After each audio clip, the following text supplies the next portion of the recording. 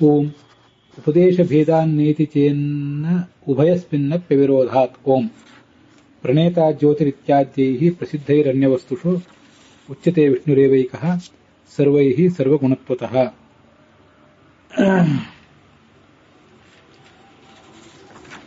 ಈ ತತ್ವಮಂಜರಿಯ 60ನೇ ಗದ್ಯ ಭಾಗದಲ್ಲಿ ಬಂದಿರುವುದನ್ನು ನಾವು ನೋಡ್ತಾ ಇದ್ದೀವಿ.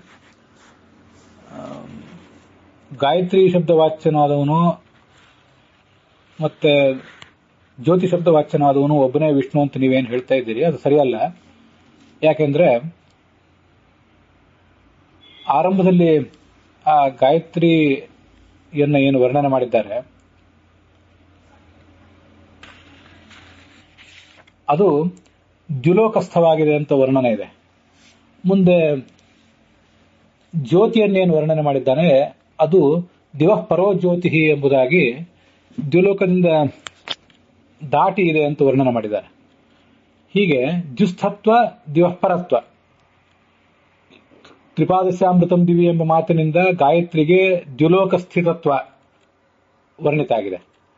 ದಿವಃ ಪರೋ ಜ್ಯೋತಿ ಎಂಬ ಮಾತಿನಿಂದ ಆ ಜ್ಯೋತಿಗೆ ದಿವಃಪರತ್ವ ದ್ಯುಲೋಕವನ್ನು ದಾಟಿ ಇರುವಿಕೆ ಅನ್ನೋದು ವರ್ಣಿತ ಆಗಿದೆ. ಅದರಿಂದ ಅವೆರಡು ಬೇರೆ ಬೇರೆನೇ ಆಗಬೇಕು. ನೀವು ಹೀಗೆ ಹೇಗೆ ಎರಡೂ ಶಬ್ದದಿಂದ ವಾಚ್ಯನಾದವನು ವಿಷ್ಣುವೇ ಅಂತ ಹೇಳ್ತೀರಿ, ಅವರಲ್ಲಿ ದ್ಯುಸ್ಥತ್ವ ಮತ್ತು ದಿವಃಪರತ್ವ ಅನ್ನುವ ವಿರುದ್ಧ ಧರ್ಮ ಇದೆಯಲ್ವಾ ಅಂತ ಪ್ರಶ್ನೆ ಬಂದಿತ್ತು. ಅದಕ್ಕೆ ಈ ಬ್ರಹ್ಮಸೂತ್ರ ಉಪದೇಶ ಭೇದಾನ್ಯೇತಿ ಚೇನ್ನ ಅನ್ನುವ ಸೂತ್ರ ಹೊರಟಿದೆ. ಆಚಾರ್ಯರು ಅದನ್ನ ಸರ್ವಗುಣತ್ವತಃ ಎಂಬ ಮಾತಿನಿಂದ ಆ ಸೂತ್ರ ಏನು ಹೇಳಿದೆ ಅನ್ನೋದನ್ನ ಸಂಗ್ರಹಿಸಿದ್ದಾರೆ. ಹಾಗಾಗಿ ಇಲ್ಲಿ ಬಂದಿರುವ ಪ್ರಶ್ನಕ್ಕೆ ಉತ್ತರವನ್ನ ಆಚಾರ್ಯರ ಸರ್ವಗುಣತ್ವತಃ ಎಂಬ ಮಾತಿನಲ್ಲೇ ರಾಘವೇಂದ್ರ ಸ್ವಾಮಿಗಳು ಕಂಡುಕೊಂಡಿದ್ದಾರೆ. ಅದರಲ್ಲಿ ದಿವಃಪರತ್ವ ಹೇಗೆ, ದ್ಯುಸ್ಥತ್ವ ಹೇಗೆ ಅನ್ನೋದನ್ನ ನಿನ್ನೆ ದಿವಸ ನೋಡಿದ್ದೇವೆ. ದಿವಃಪರತ್ವವನ್ನು ಇವತ್ತು ನೋಡಬೇಕು. ಮೂರೇ ಲೋಕಗಳು ಅಂತ ವಿವಕ್ಷೆ ಮಾಡಿದಾಗ 1,00,000 ಯೋಜನ ಎತ್ತರ ಇರುವಂತಹ ಈ ಅಂತರಿಕ್ಷ ಏನಿದೆ, ಆ ಅಂತರಿಕ್ಷಕ್ಕಿಂತ ಮೇಲೆ ಇರುವಂತಹ ಅನಂತಾಸನ, ಶ್ವೇತದ್ವೀಪ ಮತ್ತು ವೈಕುಂಠ ಇವೆಲ್ಲ ಏನಿವೆ ಅವೆಲ್ಲವೂ ದ್ಯುಲೋಕವೇ. ಅಲ್ಲಿರುವಂತಹ ಭಗವಂತನ ರೂಪಗಳನ್ನು ದ್ಯುಸ್ಥ ಎಂಬುದಾಗಿ ಹೇಳಿದ್ದು ಉಪಪನ್ನವಾಗಿದೆ. ದ್ಯುಸ್ಥತ್ವಸ್ಯ ಸಂಭವಾತ್, ದ್ಯುಸ್ಥತ್ವ ಅಂತ ಅಲ್ಲಿ ಏನು ಶಬ್ದ ಇದೆ, ಆ ದ್ಯುಸ್ಥತ್ವಸ್ಯ ಸಂಭವಾತ್ ಎಂಬುದಾಗಿ ಆ ವಾಕ್ಯದಲ್ಲಿ ಕೊನೆಗೆ ಬರುವಂತಹ ಶಬ್ದವನ್ನ ನಾವು ಅನ್ವಿತ ಮಾಡ್ಕೊಳ್ಳೋಣ. ಈ ಲೋಕಗಳನ್ನ 2 ವಿಧವಾಗಿ ವಿಭಾಗ ಮಾಡುವಂತಹ ಕ್ರಮ ಇದೆ, ತ್ರಿಲೋಕ ಮತ್ತು ಸಪ್ತಲೋಕ ಎಂಬುದಾಗಿ. ಭೂಹು ಭುವಃ ಸ್ವಹ ಅಂತ 3 ಲೋಕಗಳನ್ನು ನಾವು ಪರಿಗಣನೆ ಮಾಡಿದಾಗ 7 ಲೋಕ ಆಗಲಿ 14 ಲೋಕ ಆಗಲಿ ಎಲ್ಲವೂ ಕೂಡ ಈ 3 ಲೋಕಗಳಲ್ಲಿ ಅಂತರ್ಗತ ಆಗ್ತವೆ. ಆಗ ಭೂಲೋಕ ಅಂದ್ರೆ ನಾವು ವಾಸ ಮಾಡುವಂತಹ ಭೂಲೋಕ. ಇದಕ್ಕಿಂತ 1,00,000 ಯೋಜನ ಪರ್ಯಂತ ಅಂತರಿಕ್ಷ ಲೋಕ ಇದೆ ಭೂಲೋಕದ ಮೇಲೆ. ಅದರ ಮೇಲಿಂದ ಎಲ್ಲವೂ ಕೂಡ ದ್ಯುಲೋಕವೇ. ಅಲ್ಲಿ ಇರುವಂತಹ ಶ್ವೇತದ್ವೀಪ, ಅನಂತಾಸನ, ವೈಕುಂಠ ಇವೆಲ್ಲ ಏನಿವೆ, ಅಲ್ಲಿರುವಂತಹ ಭಗವಂತನ ರೂಪಗಳು ಅವೆಲ್ಲ ಆ ದೃಷ್ಟಿಯಿಂದ ದ್ಯುಸ್ಥ ಅಂದ್ರೆ ದ್ಯುಲೋಕದಲ್ಲಿರುವಂಥವು ಅಂತ ಆಗ್ತವೆ. ಅದಕ್ಕೆ ಚಾಂದೋಗ್ಯ ಭಾಷ್ಯದಲ್ಲಿ ಒಂದು ಪ್ರಮಾಣವನ್ನು ಆಚಾರ್ಯ ಹೇಳ್ತಾರೆ. ಲೋಕತ್ರಯ ವಿವಕ್ಷಾಯಾಮ್ ಪರತೋ 1,00,000 ಯೋಜನಾತ್ ಸರ್ವಂ ದ್ಯೌರಿತಿ ವಿಜ್ಞೇಯಂ ತತಸ್ಥೆ ದಿವಿ ಸಂಸ್ಥಿತಾಃ ಅಂತ. ಲೋಕತ್ರಯ ವಿವಕ್ಷಾಯಾಮ್ 3 ಲೋಕಗಳು ಅಂತ ಪರಿಗಣನೆ ಮಾಡಿದಾಗ ನಾವಿರುವಂತಹ ಲೋಕ ಭೂಲೋಕ, ಅದರ ನಂತರ ಪರತೋ 1,00,000 ಯೋಜನಾತ್, ಅದರ ನಂತರ ಅಂತರಿಕ್ಷ ಲೋಕ ಇದೆ 1,00,000 ಯೋಜನದವರೆಗೆ. ಅದನ್ನು ದಾಟಿ ಸರ್ವಂ ದ್ಯೌರಿತಿ ವಿಜ್ಞೇಯಂ, ಅಲ್ಲಿ ಮುಂದೆ ಬರುವಂಥದ್ದು ಎಲ್ಲವೂ ಕೂಡ ದ್ಯುಲೋಕ ಅಂತಾನೆ ಕರ್ಸ್ಕೊಂಡಿರ್ತದೆ. ಅದರಿಂದ ಅಲ್ಲಿರುವಂತಹ ಶ್ವೇತದ್ವೀಪ, ಅನಂತಾಸನ, ವೈಕುಂಠ ಅವೆಲ್ಲವೂ ಕೂಡ 3 ಲೋಕಗಳು ಎಲ್ಲವೂ ಕೂಡ ಅಂತರಿಕ್ಷಕ್ಕಿಂತ ಮೇಲ್ಭಾಗದಲ್ಲಿ ಇರುವುದರಿಂದ ಅವೆಲ್ಲವೂ ದ್ಯುಲೋಕದಲ್ಲಿದ್ದಂತೆ. ಆದ್ರಿಂದ ಅಲ್ಲಿರುವಂತಹ ಭಗವಂತನ ರೂಪವನ್ನು ದ್ಯುಸ್ಥ ಅರ್ಥಾತ್ ದ್ಯುಲೋಕದಲ್ಲಿರುವಂಥದ್ದು ಅಂತ ವರ್ಣನೆ ಮಾಡಿದರೆ ಅದಕ್ಕೆ ಯಾವುದೇ ತಪ್ಪಿಲ್ಲ ಅಂತ ಅಭಿಪ್ರಾಯ. ಈ ಲೋಕತ್ರಯ ವಿವಕ್ಷಾಯಾಮ್ ಪರತೋ 1,00,000 ಯೋಜನಾತ್ ಅಂತ ಅನ್ನುವಂತಹ ಒಂದು ಚಾಂದೋಗ್ಯ ಭಾಷ್ಯದ ಮಾತು ಒಂದು 2-3 ಕಡೆ ಈ ಲೋಕದ ಬಗ್ಗೆ ಅಲ್ಲಿ ವರ್ಣನೆ ಇದೆ. ಅದೇ 3ನೇ ಅಧ್ಯಾಯದಲ್ಲಿ ಸ್ವಲ್ಪ ಹಿಂದೆ ಮುಂದೆ ಅನೇಕ ಕಡೆ ಅದರ ವರ್ಣನೆ ಇದೆ. ಈ ಲೋಕತ್ರಯ ವಿವಕ್ಷಾಯಾಮ್ ಅನ್ನುವ ಮಾತು ಎಲ್ಲಿ ಬಂದಿದೆ? ಗಾಯತ್ರಿಯ 4 ಪಾದಗಳನ್ನು ವರ್ಣನೆ ಮಾಡ್ತಾರಲ್ಲ, ಸೈಷಾ ಚತುಷ್ಪಾತ್ ಷಡ್ವಿಧ ಗಾಯತ್ರಿ ಅಂತ. ಅಲ್ಲಿ ತದೇತ ಋಚಾಭಿನುಕ್ತಂ ತಾವಾನಸ್ಯ ಮಹಿಮಾ ತಥೋಜ್ಜಾಯಾಂ ಸುಪೂರುಷಃ ಪಾದೋಸ್ಯ ಸರ್ವಭೂತಾನಿ ತ್ರಿಪಾದಸ್ಯಾಮೃತಂ ದಿವಿ. ಇದು ಕೂಡ ಛಾಂದೋಗ್ಯೋಪನಿಷತ್ತು. ಅದರ ಭಾಷ್ಯವನ್ನು ವರ್ಣನೆ ಮಾಡುವಾಗ, ಆ ಭಗವಂತನ 4 ಪಾದಗಳನ್ನು ವಿವರಣೆ ಮಾಡುವಾಗ, ಆ ಲೋಕತ್ರಯ ವಿವಕ್ಷಾಯಾಮ್ ಅನ್ನೋದು ನಾವೀಗೇನೋ ಒಂದು ವಾಕ್ಯ ನೋಡಿದ್ವಿ, ಭಾಷ್ಯ ವಾಕ್ಯ, ಅದು ಅಲ್ಲಿ ಕಾಣಿಸ್ತದೆ. ಸರ್ವಂ ದ್ಯೌರಿತಿ ವಿಜ್ಞೇಯಂ ತತಸ್ಥೆ ದಿವಿ ಸಂಸ್ಥಿತಾಃ ದಿವಃ ಪರಶ್ಚ ಭಗವಾನ್ ಸಪ್ತಲೋಕ ವಿವಕ್ಷಯ. ಅಲ್ಲೇ 7 ಲೋಕವನ್ನು ಪರಿಗಣನೆ ಮಾಡಿದಾಗ ಆತ ದಿವಃ ಪರನಾಗಿದ್ದಾನೆ ಅನ್ನುವ ಮಾತು ಕೂಡ ಅಲ್ಲೇ ಕಂಡು ಬರ್ತದೆ. ಆದ್ರೆ ನಾವೀಗ ಎಲ್ಲವನ್ನೂ ಕೂಡ ಈ ತತ್ವಮಂಜರಿಗೆ ಅನುಗುಣವಾಗಿ ನೋಡ್ತಾ ಇರೋದ್ರಿಂದ ಆಚಾರ್ಯರು ಆ ತ್ರಿಲೋಕ ವಿವಕ್ಷಯ ಸಪ್ತಲೋಕ ವಿವಕ್ಷಯ ಅಂತ ಹೇಳಿದ್ದೆಲ್ಲವನ್ನೂ ಕೂಡ ತತ್ವಮಂಜರಿಗೆ ಹೊಂದಿಸಿಕೊಂಡು ನೋಡ್ಬೇಕು ನಾವೀಗ. ಅದಕ್ಕಾಗಿ ಈಗ ನಾವು ಕಳೆದ ದಿವಸ ನೋಡಿದ ಭಾಗ ಏನಿತ್ತು ಅದು ಆ ತ್ರಿಲೋಕ ವಿವಕ್ಷಾಯಾಮ್, 3 ಲೋಕ ಅಂತ ಪರಿಗಣನೆ ಮಾಡಿದಾಗ ಜುಸ್ತತ್ವ ಅಂತ ಅನ್ನೋದು ಉಪಪನ್ನವಾಗಿದೆ. ಇದಕ್ಕೆ ನಾವು ಛಾಂದೋಗ್ಯ ಭಾಷ್ಯದ ಆ ಒಂದು ಮಾತನ್ನ ಕಳೆದ ದಿವಸ ನೋಡಿರಲಿಲ್ಲ, ಲೋಕತ್ರಯ ವಿವಕ್ಷಾಯಾಮ್ ಅನ್ನೋ ಮಾತನ್ನ. ಅದನ್ನು ಇವತ್ತು ಹೊಂದಿಸಿಕೊಂಡು ನೋಡಿದ್ದೀವಿ. ಇನ್ನು ಇದಾದ್ಮೇಲೆ ತತ್ವಮಂಜರಿಯಲ್ಲಿ ಏನು ಹೇಳಿದ್ದಾರೆ ಅಂದ್ರೆ, ಪೃಥಿವ್ಯಾಂ ದ್ಯೌರ್ ಮಹಾಮೇರು ಆಕಾಶೇ ಸೂರ್ಯಮಂಡಲಂ ದಿವೀಂದ್ರ ಸದನಂ ಚೈವ ತತ್ಪರೇತು ದಿವಃ ಪರೇ ಇತಿ ಸ್ಮೃತ್ಯ ಅಂತಿದೆ. ಈ ಸ್ಮೃತಿ ಅಂದ್ರೆ ಇದ್ಯಾವುದೋ ಮನುಸ್ಮೃತಿಯೋ ಯಾಜ್ಞವಲ್ಕ್ಯ ಸ್ಮೃತಿಯೋ ಆ ಥರ ಸ್ಮೃತಿ ಅಲ್ಲ. ಸಾಮಾನ್ಯವಾಗಿ ವೇದ ವಾಕ್ಯ ಏನಾದ್ರು ಬಂದ್ರೆ ಅದನ್ನು ಶ್ರುತಿ ಅಂತ ಹೇಳ್ತಾರೆ. ಶ್ರೂಯತೆ, ಹೀಗೆ ಕೇಳಲ್ಪಡುತ್ತದೆ ಅಂದ್ರೆ ವೇದದಲ್ಲಿ ಕೇಳಲ್ಪಡುತ್ತದೆ ಅಂತ ಅರ್ಥ.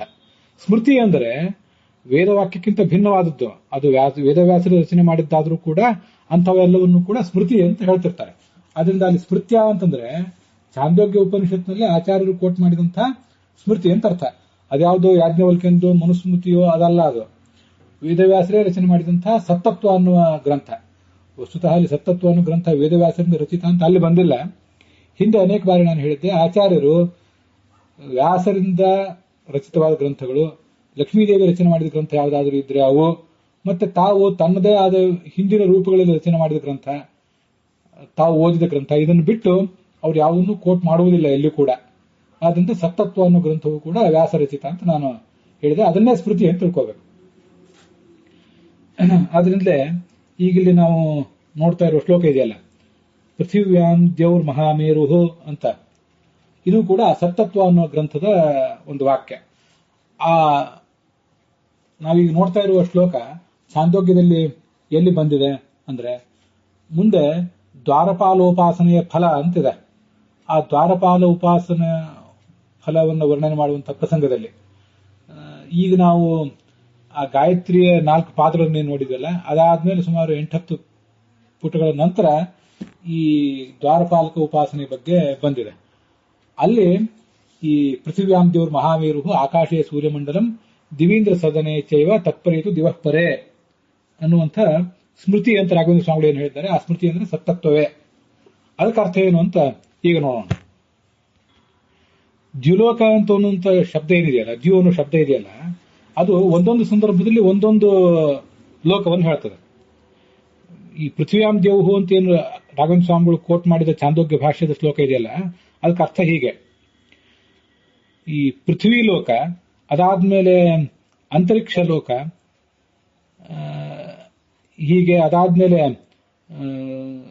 ಸ್ವರ್ಗಲೋಕ ಇತ್ಯಾದಿಗಳಿವೆ. ಅಲ್ಲಿ ಈ ಪೃಥ್ವಿ ಲೋಕಕ್ಕೆ ಸಂಬಂಧಪಟ್ಟಂತೆ ದ್ಯುಲೋಕ ಒಂದು ಬೇರೆ ಇದೆ. ಹಾಗೆ ಅಂತರಿಕ್ಷ ಲೋಕಕ್ಕೆ ಸಂಬಂಧಪಟ್ಟ ದ್ಯುಲೋಕ ಒಂದು ಬೇರೆ ಇದೆ. ಸ್ವರ್ಗಲೋಕಕ್ಕೆ ಸಂಬಂಧಪಟ್ಟ ದ್ಯುಲೋಕ ಒಂದು ಬೇರೆ ಇದೆ. ದ್ಯು ಅನ್ನೋ ಶಬ್ದ ತುಂಬಾ ಸಾಪೇಕ್ಷ. ಅದು ಇಲ್ಲಿ ಮಾತ್ರ ಅಲ್ಲ, ನಾವು ಬೇರೆ ಬೇರೆ ಕಡೆನೂ ಕೂಡ ದ್ಯು ಅನ್ನೋ ದೇವತೆ, ದ್ಯಾವ ಪೃಥ್ವಿಯೋ ಅಂತೆಲ್ಲ ಹೇಳ್ತಿರ್ತಾರಲ್ಲ, ಅಲ್ಲಿ ದ್ಯು ಅನ್ನೋ ದೇವತೆ ಕೆಲವು ಬಾರಿ ಪರಮಾತ್ಮನನ್ನು ಹೇಳ್ತದೆ, ಕೆಲವು ಕಡೆ ಲಕ್ಷ್ಮೀದೇವಿಯನ್ನು ಹೇಳ್ತದೆ, ಕೆಲವು ಕಡೆ ಭಾರತೀ ಸರಸ್ವತಿಯರನ್ನು ಹೇಳ್ತದೆ, ಕೆಲವು ಕಡೆ ದ್ಯು ಅಂದ್ರೆ ಆಕಾಶ ಅನ್ನೋದನ್ನ ಹೇಳ್ತದೆ. ಹೀಗೆ ದ್ಯು ಅನ್ನೋ ಶಬ್ದವೂ ಕೂಡ ತುಂಬಾ ಸಂಕೀರ್ಣವಾದ ಶಬ್ದ ಒಟ್ಟಾರೆ ಶಾಸ್ತ್ರದಲ್ಲಿ. ಅದು ದೇವತೆಯನ್ನೇ ಹೇಳಿ, ಲೋಕವನ್ನೇ ಹೇಳಿ. ಆದ್ರಿಂದ ಈ ಪೃಥ್ವಿಯಾಂ ದೇವ್ರ ಮಹಾಮೇರು ಅನ್ನೋ ಶ್ಲೋಕಕ್ಕೆ ಈ ಅರ್ಥ. ಮೇರು ಪರ್ವತವು ಪೃಥ್ವಿ ಲೋಕದ ದ್ಯುಲೋಕ, ಇದನ್ನು ಗಮನಿಸಬೇಕು. ಪೃಥ್ವಿ ಲೋಕದಲ್ಲಿ ಮೇರು ಪರ್ವತ ಇದೆ, ಪೃಥ್ವಿ ಸ್ತರದಲ್ಲಿ, ಈ ಹಂತದಲ್ಲೇ. ಅದನ್ನು ಪೃಥ್ವಿ ಲೋಕದಲ್ಲೇ ಇದ್ರೂ ಕೂಡ ನಮಗದು ಕಣ್ಣಿಗೆ ಗೋಚರ ಆಗೋದಿಲ್ಲ, ಆ ವಿಷಯ ಬೇರೆ. ಆ ಮೇರು ಪರ್ವತವನ್ನೇ ದ್ಯುಲೋಕ ಅಂತ ವರ್ಣನೆ ಮಾಡ್ತಾರೆ. ಅದರ ಮೇಲ್ಭಾಗದಲ್ಲಿ ಅನಂತಾಸನ ಇದೆ, ಆ ಮೇರು ಪರ್ವತದ ಮೇಲ್ಭಾಗದಲ್ಲಿ. ಆದ್ರಿಂದ ಅನಂತಾಸನವೂ ಕೂಡ ದಿವಃಪರವೇ ಆಯಿತು. ಇದನ್ನು ಗಮನಿಸಬೇಕು. ಮುಂದೆ ಆ ಅಂತರಿಕ್ಷ ಲೋಕದಲ್ಲಿ ಅಂದ್ರೆ ಮೊದಲು ಈಗ ಪೃಥ್ವಿ ಲೋಕ ಆಯ್ತಲ್ಲ, ಭೂ ಆಯ್ತು. ಭೂ ಆದ್ಮೇಲೆ ಮೇಲಿರೋದು ಅಂತರಿಕ್ಷ. ಆ ಅಂತರಿಕ್ಷ ಲೋಕದಲ್ಲಿ ಅಂತರಿಕ್ಷ ಲೋಕವನ್ನೇ ಭುವಃ ಅಂತ ಕೂಡ ಹೇಳ್ತಾರೆ. ಭೂರ್ಭುವಸ್ವಃ ಅಂತ ಈ ಶಬ್ದಗಳಿಂದ ಹೇಳ್ತಾರೆ. ಅಥವಾ ಪೃಥ್ವಿವಂತರಿಕ್ಷಂ ದ್ಯೌಹು ಅಂತ ಈ ಶಬ್ದಗಳಿಂದ ಅವನ್ನೇ ಕ್ರಮವಾಗಿ ಹೇಳ್ತಾರೆ. ಪೃಥ್ವಿ ಅಥವಾ ಭೂಲೋಕ, ಅಲ್ಲಿ ಮೇರು ಪರ್ವತವೇ ದ್ಯುಲೋಕ, ಅದರ ಮೇಲ್ಭಾಗದಲ್ಲಿ ಅನಂತಾಸನ ಇದೆ. ಇನ್ನು ಮುಂದೆ ಅಂತರಿಕ್ಷ ಲೋಕದಲ್ಲಿ ಅಥವಾ ಭುವಃ ಅನ್ನುವ ಲೋಕದಲ್ಲಿ ಸೂರ್ಯಮಂಡಲ ಏನಿದೆ ಅದೇ ದ್ಯುಲೋಕ. ಆ ಸೂರ್ಯಮಂಡಲದ ಮೇಲೆ ಶ್ವೇತದ್ವೀಪ ಇದೆ. ಆದ್ರಿಂದ ಅದು ಕೂಡ ದಿವಃಪರ ಆಯಿತು. ಅನಂತಾಸನವೂ ದಿವಃಪರ ಆಯಿತು. ಯಾಕೆಂದ್ರೆ ಅದು ಮೇರು ಪರ್ವತದ ಮೇಲಿರುವುದರಿಂದ. ಮುಂದೆ ಸೂರ್ಯಮಂಡಲದ ಮೇಲಿರುವುದರಿಂದ ಈ ಶ್ವೇತದ್ವೀಪವು ಕೂಡ ದಿವಃಪರವೇ. ಮುಂದೆ ಭೂಹು ಭುವಃ ಸ್ವಹ, ಮುಂದಿನ ಲೋಕ ಸ್ವರ್ಲೋಕ. ಅಲ್ಲಿ ಸ್ವರ್ಲೋಕ ಅಥವಾ ಸುವರ್ಲೋಕ ಅಂತ ಏನಿದೆಯಲ್ಲ, ಆ ಸುವರ್ಲೋಕಕ್ಕೆ ಸಂಬಂಧಪಟ್ಟ ದ್ಯುಲೋಕ ಅಂದ್ರೆ ಯಾವುದು? ಇಂದ್ರನ ಅರಮನೆ, ದಿವೀಂದ್ರ ಸದನಂ ಅಂತಿದೆ ನೋಡಿ. ದಿವಿ ದ್ಯುಲೋಕದಲ್ಲಿ, ಇಂದ್ರ ಸದನಂ ಇಂದ್ರನ ಅರಮನೆ. ಈಗ ಆ ಇಂದ್ರನ ಅರಮನೆಯೇ ದ್ಯುಲೋಕ ಅಂತ ಕರೆಸ್ಕೊಂಡಿದೆ. ಅದರ ಮೇಲಿರುವಂಥದ್ದು ಯಾವುದು ಅಂದ್ರೆ ವೈಕುಂಠ ಲೋಕ. ಅದರಿಂದ ಅದು ಕೂಡ ದಿವಃಪರವೇ. ಈಗ ಹಾಗಾಗಿ ಕೆಳಗೆ ತೀರಾ ಕೆಳಗಿರೋದು ಅನಂತಾಸನ, ಅದರ ಮೇಲಿರೋದು ಶ್ವೇತದ್ವೀಪ, ಅದರ ಮೇಲಿರುವುದು ವೈಕುಂಠ. ಕೇವಲ ವೈಕುಂಠ ಮಾತ್ರ ದಿವಃಪರ ಅಲ್ಲ, ಶ್ವೇತದ್ವೀಪವೂ ದಿವಃಪರವೇ, ಅನಂತಾಸನವೂ ದಿವಃಪರವೇ. ಯಾಕೆಂದ್ರೆ ದ್ಯು ಅನ್ನೋ ಶಬ್ದಕ್ಕೇನೆ ಅನೇಕ ಅರ್ಥಗಳಿರೋದ್ರಿಂದ. ದ್ಯು ಅನ್ನೋ ಶಬ್ದಕ್ಕೆ ಒಂದೇ ಅರ್ಥ ಇದ್ರೆ ಇದೆಲ್ಲ ಸಾಧ್ಯ ಆಗ್ತಿರ್ಲಿಲ್ಲ. ದ್ಯು ಅನ್ನೋ ಶಬ್ದಕ್ಕೆ ಅನೇಕ ಅರ್ಥಗಳಿರೋದ್ರಿಂದ ಈ ಮೂರೂ ಲೋಕಗಳು ಕೂಡ ದಿವಃಪರವೇ ಆಗಿದೆ. ಅದರಿಂದ ದುಸ್ಥತ್ವವೂ ಹೊಂದಿತು, ದಿವಃಪರತ್ವವೂ ಹೊಂದಿತು ಅಂತ ಅರ್ಥ. ತತ್ವಮಂಜರಿ ವಾಕ್ಯ ನೋಡಿ. ಇತಿ ಸ್ಮೃತ್ಯ ಕ್ರಮಾತ್ ಮೇರ್ವಾದಿಭ್ಯ ಉನ್ನತೇಶು, ಮೇರು ಆದಿಭ್ಯ ಅಂತಿದೆಯಲ್ಲ, ಆ ಮೇರು ಆದಿಪದದಿಂದ ನಾವು ಹೀಗೆ ತಿಳ್ಕೋಬೇಕು. ಮೇರುವಾದಿ ಅಂದ್ರೆ ಮೇರು ಪರ್ವತ ಒಂದು ಪೃಥ್ವಿ ಲೋಕದಲ್ಲಿ, ಮುಂದೆ ಅಂತರಿಕ್ಷ ಲೋಕದಲ್ಲಿ ಸೂರ್ಯಮಂಡಲ, ಅದಾದ್ಮೇಲೆ ಸುವರ್ ಲೋಕದಲ್ಲಿ ಇಂದ್ರನ ಅರಮನೆ. ಇವು ಮೂರು ಮೇರುವಾದಿಗಳು. ಮೇರುವಾದಿಭ್ಯ, ಅವುಗಳಿಗಿಂತ ಉನ್ನತೇಶು ಎತ್ತರದಲ್ಲಿರುವಂತಹ ಅನಂತಾಸನಾದಿಶು. ಇವು ಉನ್ನತ ಅಂದ್ರೆ ಎಲ್ಲವೂ ಸಾರಾಸಗಟಾಗಿ ಉನ್ನತ ಅಲ್ಲ. ಅಲ್ಲಿ ಮೊದಲಿನ ಅನಂತಾಸನ, ಆಮೇಲಿನ ಶ್ವೇತದ್ವೀಪ, ಆಮೇಲಿನ ವೈಕುಂಠ ಅಂತನ್ನುವುದು ಕ್ರಮವಾಗಿ ಈ ಮೇರು ಪರ್ವತಕ್ಕಿಂತ, ಸೂರ್ಯಮಂಡಲಕ್ಕಿಂತ, ಹಾಗೇನೆ ಇಂದ್ರಲೋಕಕ್ಕಿಂತ ಉನ್ನತ. ಹೀಗೆ ರೆಸ್ಪೆಕ್ಟಿವ್ಲಿ ಇಟ್ಕೊಳ್ಬೇಕು ಅವೆಲ್ಲವನ್ನೂ ಕೂಡ. ಉನ್ನತೇಶು ಅನಂತಾಸನಾದಿಶು ಸ್ಥಿತಾನಾಂ, ಅಲ್ಲಿರುವಂತಹ ಭಗವಂತನ ರೂಪಗಳಿಗೆ ದಿವಃಪರತ್ವಸ್ಯ ಸಂಭವಾತ್, ದಿವಃಪರತ್ವವು ಕೂಡ ಉಪಪನ್ನವಾಗಿದೆ, ಅದು ಹೊಂದುತ್ತದೆ ಅಂತ ಅರ್ಥ.